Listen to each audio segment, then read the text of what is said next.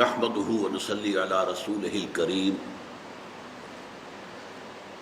اما بعد فقد قال الله تبارك وتعالى كما ورد في الركوع الثاني من سورة التغابن اعوذ بالله من الشيطان الرجيم بسم الله الرحمن الرحيم ما أصاب من مصيبة إلا بإذن الله ومن يؤمن بالله يهد قلبه والله بكل شيء عليم وأطيعوا الله وأطيعوا الرسول فإن توليتم فإنما على رسولنا البلاغ المبين الله لا إله إلا هو وعلى الله فليتوكل المؤمنون يا أيها الذين آمنوا إن من أزواجكم وأولادكم عدوا لكم فاحذروهم وإن تعفوا وتصفحوا وتغفروا فإن الله غفور رحيم إنما أموالكم وأولادكم فتنة واللہ عنده اجر عظیم صدق اللہ العظیم رب اشرح لی صدری ویسر لی امری واحلل عقدۃ من لسانی یفقہوا قولی اللہم ربنا الہمنا رشدنا واعذنا من شرور انفسنا اللہم ارنا الحق حقا وارزقنا اتباعہ وارنا الباطل باطلا وارزقنا اجتنابہ آمین یا رب العالمین۔ سورہ تغابن کے دوسرے رکوع کی پہلی 3 آیات پر ہم ایک حد تک گفتگو کر چکے ہیں، لیکن گزشتہ اتوار کو میری طبیعت کچھ حاضر نہیں تھی، طبیعت خراب تھی، تو میں محسوس کرتا ہوں کہ ان آیات کا جو حق ادا ہونا چاہیے تھا وہ نہیں ہو پایا۔ میں تھوڑا سا اس کے بارے میں مزید عرض کرنا چاہتا ہوں کہ ان 3 آیات میں جو صحیح اسلامی تصوف ہے، جسے میں قرآنی تصوف قرار دوں گا، اس کی مکمل تصویر اور تعبیر آ گئی ہے۔ راضی برضائے رب، رب کی رضا پر راضی رہنا، یہ بات کہ جو بھی کچھ ہوا یا ہوگا وہ اذن رب کے بغیر نہ ہوا ہے نہ ہو سکتا ہے، یہ تو ایمان کا منطقی تقاضا ہے۔ یہاں پتہ تک نہیں ہلتا جب تک کہ اللہ کی اجازت نہ ہو، اذن نہ ہو۔ تو جو کچھ ہوا اللہ کی اجازت سے ہوا، خواہ اس میں درمیان میں کتنے ہی عوامل آ گئے ہوں۔ کسی نے اٹھا کر آپ کو پتھر مارا، لیکن یہ پتھر آپ کو نہیں لگ سکتا تھا اگر اللہ نہ چاہتا۔ پتھر مارنے والے کا عمل اپنی جگہ ہے، لیکن آپ کو اس پتھر کا لگ جانا جو ہے یہ بغیر اذن رب نہیں ہے، لہذا اس کو سمجھیے کہ اللہ کی طرف سے آیا۔ ایک اس میں لطیفہ بھی ہے کہ ایک کوئی درویش یہ کہتا ہوا جا رہا تھا ایک جذب کی کیفیت میں، جو رب کرے سو ہو، جو رب کرے سو ہو، جو رب کرے سو ہو۔ ایک شخص نے اٹھا کر اس کے سر پہ پتھر دے مارا، اس نے پلٹ کر دیکھا تو شخص نے کہا مجھے کیا دیکھتے ہو، جو رب کرے سو ہو۔ تو اس درویش نے جواب دیا کہ یہ پتھر مجھے تو رب کے مارے ہی لگا ہے، لیکن میں دیکھ یہ رہا تھا کہ بیچ میں منہ کس کا کالا ہو گیا، کس نے اپنے لیے جو ہے وہ عذاب اللہ کا کما لیا، ورنہ مجھے بہرحال یہ پتھر لگا ہے تو اس میں اذن رب شامل ہے۔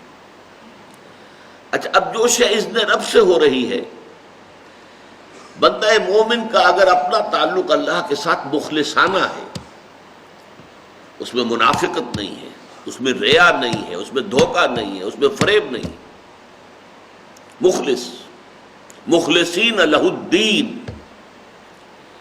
تو اللہ تعالیٰ کا تعلق بھی اس کے ساتھ ریسیپروکیٹ کرتا ہے۔ اللہ تعالیٰ انا عند ظن عبدی بی، حضور یہ اللہ کا قول ہے حدیث قدسی میں کہ میرا بندہ میرے بارے میں جو کچھ گمان کرتا ہے میں وہی سلوک اس کے ساتھ کرتا ہوں۔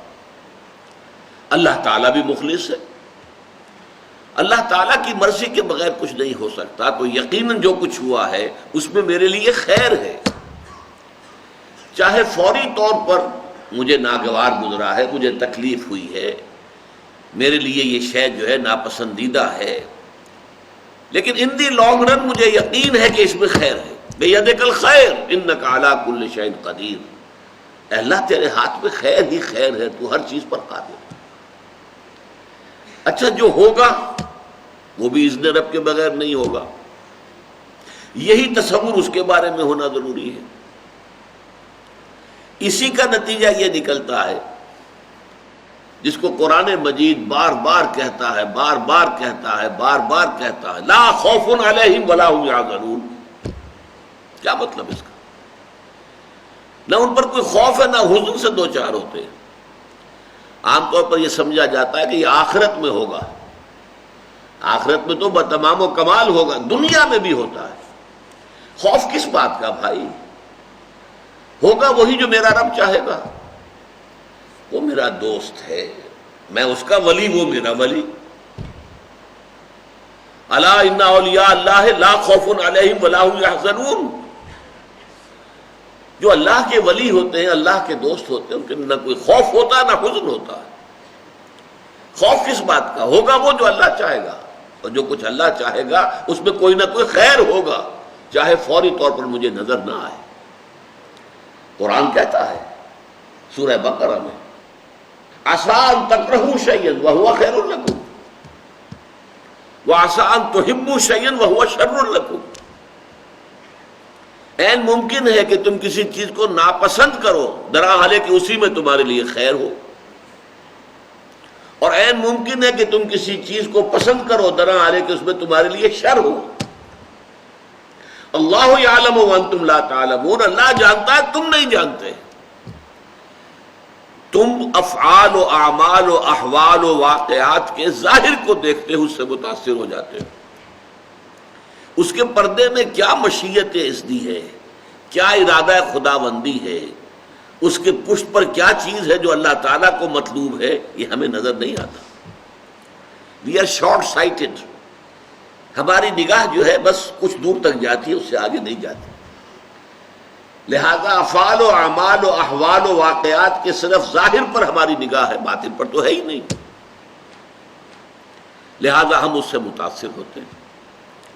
تو در حقیقت ایمان کا حاصل الا ان اولیاء اللہ لا خوف علیہم ولا هم یحزنون، اللہ کے دوستوں پر نہ کوئی حزن ہے نہ خوف ہے، کوئی سوال ہی پیدا نہیں ہوتا۔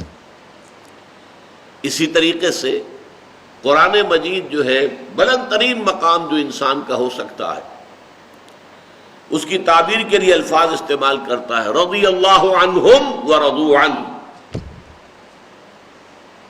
اللہ ان سے راضی ہو گیا، وہ اللہ سے راضی ہو گئے۔ یہ باہمی رضامندی ہے، دو طرفہ، دو طرفہ اللہ کے ساتھ تعلق ہوتا ہے، دو طرفہ تعلق ہوتا ہے۔ تم اللہ سے محبت کرو گے، اللہ تم سے محبت کرے گا۔ تم اللہ کے ساتھ مخلص ہوگے، اللہ تعالیٰ تمہیں واقعتاً اپنا مخلص بندہ بنا لے گا۔ تم اللہ کی طرف چل کر آؤ گے، اللہ تمہاری طرف دوڑ کر آئے گا۔ تم بارش بڑھاؤ گے، اللہ ہاتھ بڑھائے گا۔ تم اسے محفل میں یاد کرو گے، اللہ اس سے کہیں بہتر محفل میں تمہارا تذکرہ کرے گا، ملائکہ مقربین کی محفل میں۔ تم اللہ کو اپنے دل میں یاد کرو گے، اللہ اپنے جی میں تمہیں یاد کرے گا۔ یہ دو طرفہ معاملہ ہے۔ تم اللہ کی مدد کرو گے، اللہ تمہاری مدد کرے گا۔ ان تنصروا اللہ ینصرکم ویثبت اقدامکم، اگر تم اللہ کی مدد کرو گے، اللہ کی مدد سے مراد کیا؟ اللہ کے دین کی مدد، اس کی نصرت، اللہ تمہاری مدد کرے گا۔ یہ رضی اللہ عنہم ورضوا عنہ سورہ مائدہ میں بھی آ رہا ہے، سورہ توبہ میں، سورہ مجادلہ میں، سورہ بینہ میں 4 مرتبہ ہے۔ یہ مضمون جو ہے راضی برضائے رب، تسلیم و رضا، اور دوسری طرف توکل علی اللہ، وسائل و ذرائع میں نتیجہ خیزی کی کوئی صلاحیت نہیں ہے۔ جو بھی اشیاء ہیں ان میں جتنی پراپرٹیز ہیں ان کی، وہ اللہ کی عطا کردہ ہے، لیکن اللہ اشیاء کو پراپرٹیز عطا کرنے کے بعد خود پابند نہیں ہو گیا کہ اب کیا کروں، میں نے تو قانون بنا دیا، واٹر کیپس اٹس لیول، اب میں سمندر کو پھاڑ تو نہیں سکتا، موسیٰ اور ان کے ساتھیوں کو کیسے نجات دوں؟ نہیں، وہ قانون اللہ کی مرضی کے تابع، اللہ جب چاہے قانون توڑ دے، اس کا بنایا ہوا قانون ہے۔ واٹر کیپس اٹس سرفیس، پانی واقعتاً اپنی سطح برقرار رکھتا ہے، لیکن ایک مرتبہ ہوا ہے کہ عصائے موسوی کی ایک ضرب سے سمندر پھٹ گیا، فنفلق، ایسا پھٹا ہے، فکان کل فرقن کالطود العظیم، دونوں طرف جو ہے وہ بڑی چٹانوں کے مانند پانی کھڑا ہو گیا، اور حضرت موسیٰ اور ان کے ساتھی نکل گئے، بچ کر نکل گئے، اور جب فرعون اور اس کا لشکر آیا وہ دونوں پارٹ آپس میں مل گئے اور غرق ہو گئے۔ ایسا نہیں ہے کہ اللہ تعالیٰ نے آگ میں جلانے کی صلاحیت پیدا کی ہے تو اب اللہ کے ہاتھ بن گئے، میں کیا کروں، میں تو کچھ نہیں کر سکتا۔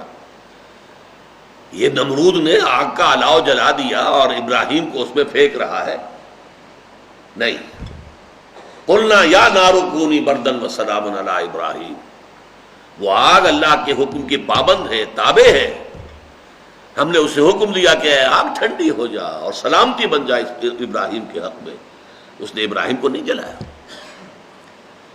البتہ یہ نوٹ کر لیجیے، یہ روز روز نہیں ہوتا، اگر روز روز ایسا ہوتا تو پھر تو کوئی سائنس ممکن ہی نہیں تھی۔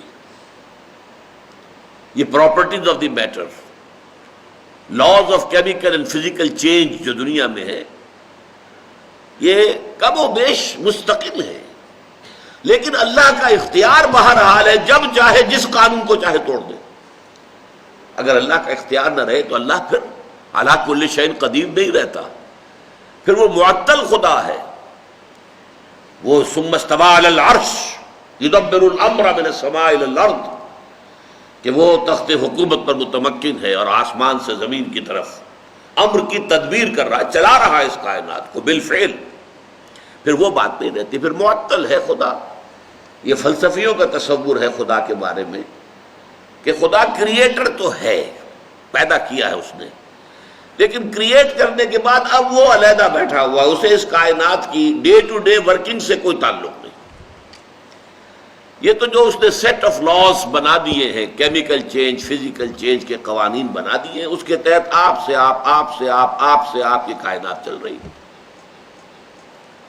جیسے آپ دیکھتے ہیں کہ ایک فٹ بال کے کھلاڑی نے کک لگائی، اب وہ بال گئی، اب وہ جا رہی ہے، اب اس کھلاڑی کے اختیار میں نہیں ہے کہ روک لے اسے، وہ تو جائے گی، وہ تو زمین کی فرکشن ہے جو اسے روکے گی، اگر زمین میں فرکشن نہ ہو تو وہ رکے گی نہیں، وہ تو جاتی جائے گی۔ یہ معاملہ نہیں ہے، اللہ نے اس کائنات کو پیدا کیا اور پیدا کر کے وہ خود معطل ہو کر علیحدہ کہیں نہیں بیٹھ گیا ہے، بلکہ وہ اس کو کنٹرول کر رہا ہے، ہر آن ہر لحظہ اس کا حکم، اس کا اذن، اس کی مشیت، اس کا فیصلہ نافذ العمل۔ تو یہ ہے در حقیقت راضی برضائے رب رہنا۔ اس کو ہمارے ہم شاعروں نے بھی بڑی عمدگی سے پیش کیا ہے۔ برو کشید ز پیچا کے ہست و بود برا، چہ عقدہا کے مقام رضا کشود برا۔ علامہ اقبال کا بڑا خوبصورت شعر ہے۔ یہ جو آدمی پیچ و تاب میں کھاتا ہے، یہ کیوں ہو گیا، یہ کیسے ہو گیا، یہ نہیں ہونا چاہیے تھا، یہ اس نے کر دیا، یہ اس نے میرا کام بگاڑ دیا، اندر ہی اندر پیچ کھا رہا ہے، لیکن جب معلوم ہوا یہ تو جو کچھ ہوا اللہ کے کیے ہوا، وہ سارا پیچ ختم، وہ غصہ ختم۔ اگرچہ میں پچھلی مرتبہ بتا چکا ہوں، اس کا یہ مطلب نہیں کہ مجرموں کو سزا نہ دی جائے یا غلط کاروں سے انتقام نہ لیا جائے، نہیں، یہ اپنی جگہ ہے۔ وہ جس کا منہ بیچ میں کالا ہوا ہے وہ مستوجب سزا ہے، اسے سزا ملنی چاہیے کہ تم نے پتھر مارا ایک درویش کو، لیکن وہ درویش یہ سمجھے گا اور اسے سمجھنا چاہیے کہ مجھے جو پتھر لگا ہے تو اذن رب کے بغیر نہیں لگا. شاید اللہ تعالیٰ میرے دماغ سے کوئی خناس نکالنا چاہتا تھا، شاید کوئی تکبر، کوئی گھمنڈ، کوئی اور خناس میرے دماغ میں جو ہے وہ سوار ہو گیا تھا، جسے اس ضرب نے آ کر نکال دیا. کوئی نہ کوئی خیر ہے اس میں میرے لیے، اس کا انداز یہ ہو. البتہ مجرموں کو سزا دو، اس کے بغیر معاشرہ ٹھیک نہیں رہے گا. وَلَكُمْ فِي الْقِصَاصِ حَيَاتٌ يَا أُولِي الْأَلْبَابِ. برو کشیر ز پیچا کے ہست بود مرا، چے عقدہا کے مقام رضا کشود مرا. کیسے کیسے عقدے ہیں جو اس مقام رضا نے میرے لیے کھول دیے. کسی نے کچھ کر دیا، کتنا آسان ہو جائے گا معاف کرنا. اچھا میں معاف کرتا ہوں، اس لیے کہ مجھے اگر لگا ہے تو یہ صرف تمہارے مارے نہیں لگا ہے، یہ اللہ تعالیٰ کی مرضی سے لگا. آسان ہو گیا نا. اگر 100% اسی کی طرف منسوب کرو گے تم نے کیا یہ، تو پھر اس کو معاف کرنا آسان نہیں ہوگا. توکل علی اللہ، اس کے معنی بھی بتا چکا ہوں. یہ معنی نہیں ہے کہ محنت نہ کرو، مشقت نہ کرو، اسباب و وسائل حاصل کرنے کی کوشش نہ. نہیں، اعدوا لهم ما استطعتم، اپنے امکان بھر جو کچھ کر سکتے ہو کر گزرو، جتنا سامان جمع کر سکتے ہو جمع کرو، لیکن کبھی یہ نہ سمجھنا کہ نتیجہ جو ہے وہ ان وسائل اور ذرائع کے اوپر ہے. وہ اللہ تعالیٰ کے اختیار میں ہے. وسائل دھرے رہ جائیں گے، کوئی نتیجہ نہیں نکلے گا اگر اللہ کی مرضی نہیں، اور بغیر وسائل کے نتیجہ نکل آئے گا اگر اللہ چاہے. توکل اللہ پر اور راضی برضا اللہ کے ساتھ، اور ان دونوں کو جمع کر دے تو پھر کہتے ہیں تفویض الامر الی اللہ، اللہ کے حوالے اپنی بات کر دینا. اے اللہ تو کر جو کرنا چاہتا ہے. دیکھیے اس کا ایک بڑا باریک نتیجہ نکلتا ہے. ہم دعا کرتے ہیں اللہ یوں کر دے، کیا مطلب؟ ہم اللہ کو پڑھا رہے ہیں، سکھا رہے ہیں؟ کیا ہم زیادہ بہتر جانتے ہیں اللہ سے؟ کیا پتہ جو ہم مانگ رہے ہیں اس میں خیر ہے بھی کہ نہیں ہے؟ اللہ یعلم وانتم لا تعلمون. آسان تکرہوا شیئا وہو خیر لکم، اے اللہ ایسا نہ ہو جائے، ہو سکتا ہے اسی میں خیر ہو، اور اے اللہ ایسا ہو جائے، ہو سکتا ہے اس میں شر ہو. شر مانگ رہے ہو. وَيَدُّ الْإِنسَانُ بِالشَّرِّ دُعَاهُ بِالْخَيْرِ. انسان کا حال تو یہ ہے کہ بظاہر تو وہ خیر مانگ رہا ہوتا ہے، حقیقت میں اپنے لیے شر مانگ رہا ہوتا ہے. جو چیز مانگ رہا ہے اس کے حق میں شر ہے، اسے معلوم نہیں ہے. دیکھیے دعا کی نفی ہو جائے گی بالکل. میں اللہ کو کیا پڑھاؤں، کیا سکھاؤں؟ وہ سب کچھ جانتا ہے. افوض امری الی اللہ، میں اپنا معاملہ اللہ کے حوالے کرتا ہوں. ان اللہ بصیر بالعباد، اللہ اپنے بندوں کو دیکھ رہا ہے، اسے میرے حالات کا علم ہے، میرے مسائل کا علم ہے، میری مشکلات کا علم ہے. کوئی چیز میں اس کے علم میں اضافہ نہیں کر سکتا. پھر اسے معلوم ہے میرے حق میں کیا بہتر ہے کیا بہتر نہیں ہے. میں کیا پڑھاؤں اور کیا سکھاؤں اور کیا کہوں کہ یہ کر اور یہ نہ کر. ساری دعائیں ختم ہو کر صرف دعائیں رہ جائیں گی اے اللہ ہدایت دے، اے اللہ ہدایت پر استقامت عطا فرما. اور فرض کیجئے کہ آپ کے ذہن میں کوئی بات،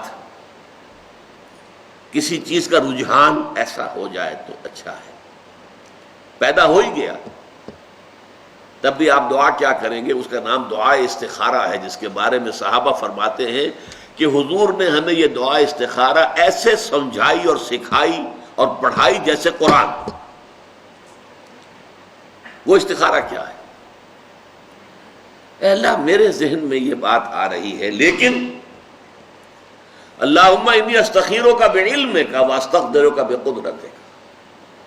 اے اللہ میں خیر کا طالب ہوں تیرے علم سے اور تیری قدرت سے. فإنک تعلم ولا اعلم، تو جانتا میں نہیں جانتا.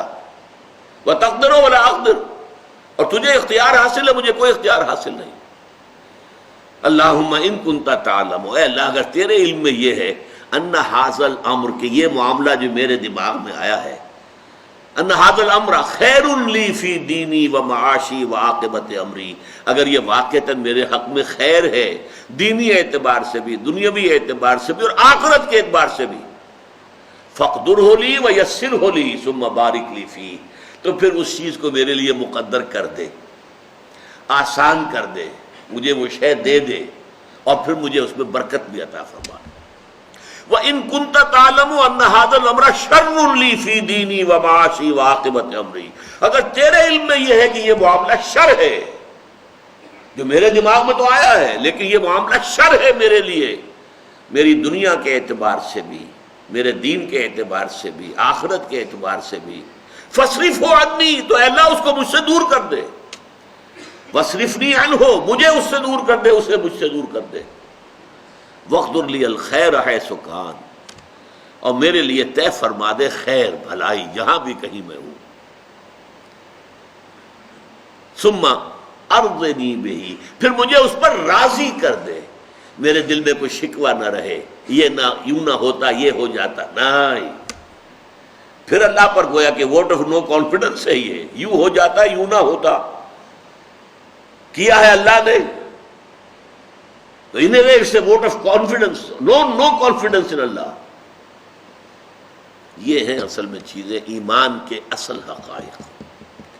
جو شخص ان کے اس کیفیت کے جتنا نزدیک ہوگا اتنا ہی واقعتاً ایمان اس کی دلوں کی، اس کے اعصاب، اس کی سوچ، اس کی گہرائیوں میں اتر گیا، اور جتنا اس کیفیت سے محروم ہوگا، چاہے اس نے داڑھی کتنی لمبی کر لی ہو اور جبہ قبا یہ وہ سب کچھ کر لیا ہو، حقیقت ایمان سے بہرہ نہیں۔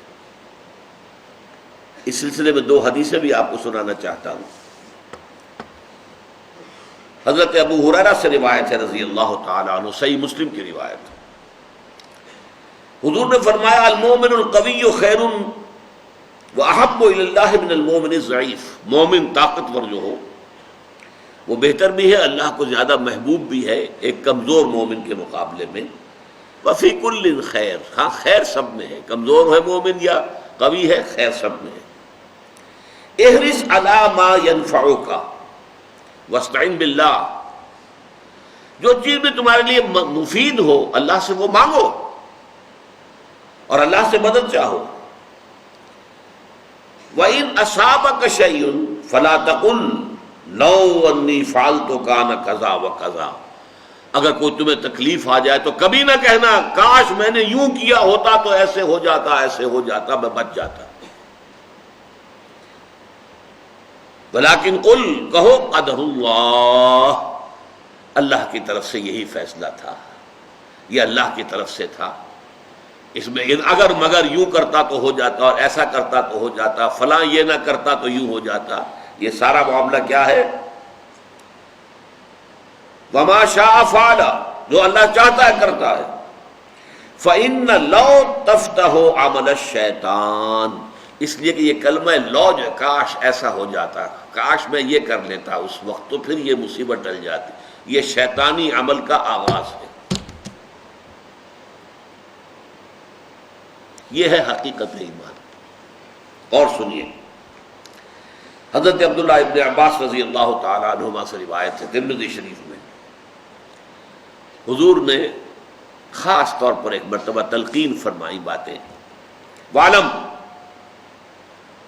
اے نوجوان اس حقیقت کو جان لے، ان الامت لو اجتمعت علی ینفعوک بشیء لم ینفعوک الا بشیء قد کتب اللہ لک، تمام انسان جمع ہو کر تمہارے لیے کوئی خیر کرنا چاہیں، بھلائی کرنا چاہیں، نہیں کر سکتے مگر بس وہی کچھ جو اللہ نے طے کر دی ہو۔ وَإِنِ اجْتَمَعُوا عَلَىٰ يَضُرُّوكَ بِشَيْءٍ لَمْ يَضُرُّوكَ إِلَّا بِشَيْءٍ قَدْ كَتَبَ اللَّهُ لَكَ، تمام انسان مل کر تمہیں کوئی تکلیف پہنچانا چاہیں نہیں پہنچا سکتے مگر صرف وہی جو اللہ کی طرف سے لکھی ہوئی ہے مقدر۔ تو بتائیے کس سے لالچ، کس سے توقع؟ اللہ کے سوا نہ کسی سے توقع رکھو۔ یہ طول عمل جو ہوتا ہے دنیا میں، امیدیں، آپ امیدیں رکھیں گے تو مایوسیاں بھی بہت ہوگی۔ دوست سے یہ امید نہیں تھی جو اس نے کیا ہے، آپ نے امید رکھی کیوں تھی؟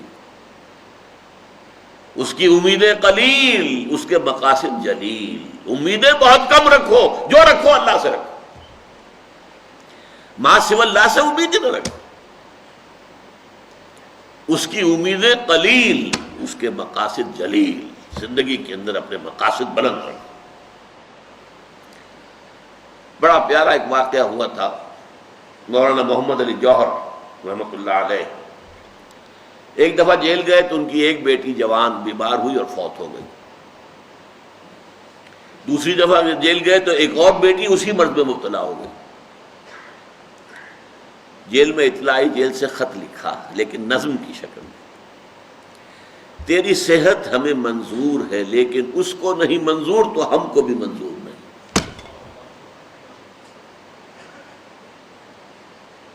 یہ ہے راضی برضائے رب، رب کی رضا پر راضی رہنا، اس کے فیصلے پر مطمئن رہنا، کوئی شکوہ کوئی شکایت نہیں، رضائے حق پہ راضی رہے۔ یہ حرف آرزو کیسا؟ خدا خالق، خدا مالک، خدا کا حکم تو کیسا؟ Who are you؟ جیسا کہ میں نے عرض کیا تھا، دعا کی جڑ کٹ جاتی ہے، اگرچہ یہ بھی تعلیم ہے حضور کی، جوتی باندھنے کا تسمہ بھی مانگنا ہو اگر تو اللہ سے مانگو، کسی اور سے کچھ نہ مانگو، لیکن اللہ سے بھی مانگو ہدایت، استقامت، اور سارا معاملہ اللہ کے حوالے۔ اے اللہ تیرے خیال میں، تیرے علم میں اگر یہ چیز میرے لیے بہتر ہے تو عطا فرما دے، اور اگر تیرے علم میں یہ چیز میرے لیے بہتر نہیں ہے تو اسے دور کر دے مجھ سے۔ یہ ہے کل تصوف، اصل تصوف، تصوف کی اصل جڑ، یہ کیفیت ہے ایمان کا تقاضا۔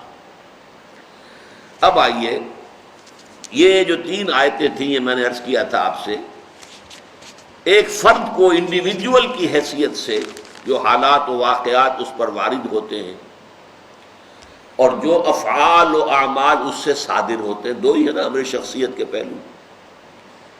کچھ ہم پر حالات وارد ہو گئے، آفاقی کوئی بات ہو گئی، زلزلہ آ گیا، سیلاب آ گیا، سائیکلون آ گیا، وغیرہ وغیرہ، یا بیماری ہو گئی، کینسر ہو گیا، کچھ بھی ہو گیا، جو بھی ہے اچھا اللہ کی مرضی ہے، جو اللہ کا فیصلہ راضی ہے، اور جو صادر ہو رہا ہے وہ ہو اطاعت کے سانچے میں ڈل کر۔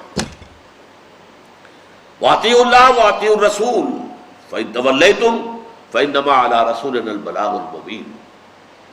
اطاعت کرو، اللہ کی اطاعت کرو، رسول کی، اور اگر تم نے منہ موڑ لیا تو جان لو کہ ہمارے رسول پر سوائے صاف صاف پہنچا دینے کی اور کوئی ذمہ داری نہیں۔ بڑا پیارا شعر یاد آیا ہے مجھے، فانی تیرے عمل ہمتن جبر ہی سہی، سانچے میں اختیار کے ڈھالے ہوئے تو ہیں۔ ہمیں محسوس تو ہوتا ہے نا کہ ہمارا اختیار ہے، میں یہ کروں یا نہ کروں، اس کو اٹھا لوں یا نہ اٹھاؤں، اٹس مائی چوائس۔ لیکن ایک خیال یہ کہ نہیں، انسان جو ہے وہ مجبور محض ہے، میں اس کا قائل نہیں ہوں اس وقت، وہ تو شعر اچھا ہے اس لیے سنا دیا آپ کو۔ میں کہتا ہوں اگرچہ مجھے میرے نفس کی کوئی خواہش ہے، وہ نفس کی خواہش ہے، لیکن وہ اطاعت خداوندی اور اطاعت رسول کے سانچے میں ڈل کر ہو۔ پیٹ کھانے کو مانگتا ہے، حلال کھاؤ، حرام مت کھاؤ۔ جنسی شہوت ہے، حلال سے پوری کرو، حرام سے نہیں۔